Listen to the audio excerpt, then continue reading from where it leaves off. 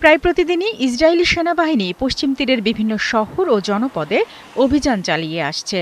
এসব অভিযানে গ্রেপ্তার, ঘটনাস্থলেই জিজ্ঞাসাবাদ এবং বাড়ি তল্লাশির ঘটনা ঘটছে। কিন্তু এবার তাদের পরিকল্পনা ভিন্ন কিছু। সোমবার ইসরায়েলের দৈনিক পত্রিকা ইসরায়েল হায়মের এক প্রতিবেদনে বলা হয়, পশ্চিম তীরের ১০০টি কৌশলগত স্থান দখলের পরিকল্পনা করছে ইসরায়েলি বসতি স্থাপনকারী সংগঠনগুলো। প্রণীত এই পরিকল্পনার লক্ষ্য অধিকৃত পশ্চিম তীরের বর্তমান ভূ রাজনৈতিক বাস্তবতাকে মৌলিকভাবে পরিবর্তন করা, যেখানে ইসরায়েলি বাহিনী মোতায়েনের রূপরেখা দেয়া হয়েছে, আর এতে পশ্চিম তীরের প্রধান ফিলিস্তিনি শহরও অন্তর্ভুক্ত রয়েছে বলে দাবি করা হয়।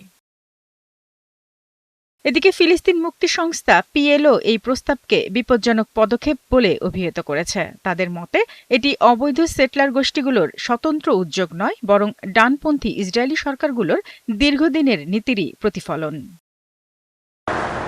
ফিলিস্তিনি কর্তৃপক্ষের তথ্য অনুযায়ী অক্টোবর ২০২৩ থেকে পশ্চিম তীরে ইসরায়েলি সেনাবাহিনী ও বসতি স্থাপনকারীদের হামলায় ১,১৭৩ জনের বেশি ফিলিস্তিনি নিহত ও ১২,৬৬৬ জন আহত হয়েছে। এছাড়া গ্রেপ্তার হয়েছে প্রায় ২৩,০০০।